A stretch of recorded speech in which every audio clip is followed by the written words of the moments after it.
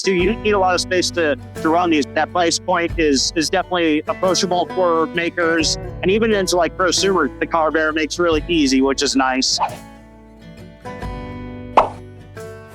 Hey everyone, Jason from Makera here at our booth at Open Source 2025, and I'm joined by a familiar face, Cameron from Axter.io. He's not only dropping by and showcasing some of our stuff, but even a pretty cool project that we did together. Yeah, threw together this design for coasters, right? Something cool that that everybody can check out, and you'll be able to download all the paths for this on a Axter.io project. Yeah, so if you want to make your own coasters like this, you can. And of course, also learn how to make it, learn how to machine it out of, anything from like aluminum to wood, whatever type of material you want to work with the Conv or the Conv. Exactly. Not just downloading a file, but working through learning how to make the tool paths, how to set it up on the machine, how to set your origins, all that stuff, which the Conv makes really easy, which is nice. Yeah. So Cameron, I know that you are yourself an awesome creator and maker. You design these as well as some really cool stuff that you brought by. So what is your preferred project, right? Like your typical workflow, you're like, I want to make something. What is your preferred method that your first go-to is? So for me, I like to combine multiple technologies in one thing.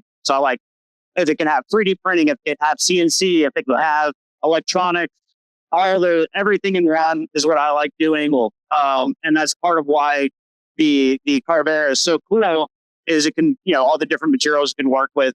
And for a lot of makers like myself that were kind of stuck with 3D printers for a long time, versatile, but you are still pretty limited. So you ever try to working in plastic, out of wood, you want to hair it all, like always a good. Yeah, but also, like you said, choosing the right tool for the job, right? Yeah. So I think myself with 3D printers and mills and all that, I love to say, okay, if I 3D print this bracket that can interface with this machine part, and that's kind of like, definitely check out our tank project, because we have some 3D printed parts, we have some aluminum machine parts, a bunch of milled PCBs, this let you kind of see how your idea can like come to life in your home studio, your DIY space. In a small space too. You don't need a lot of space to run these, which is nice, because I've got big mills in my garage that weigh 4,000 pounds, and this step is much better for people who need a lot of different tools, as makers always do. For sure, got your space for your 3D printer, and then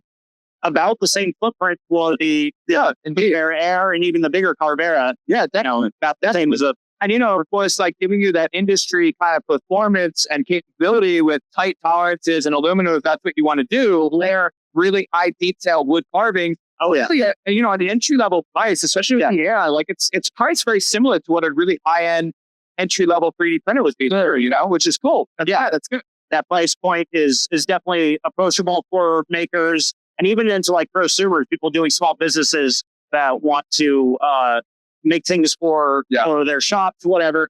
It's perfect for that too. Awesome. Yeah. Well, listen, Cameron, thank you for dropping by. Thank you guys. Thanks for checking this out. As you know, we're meeting awesome creators here like Cameron.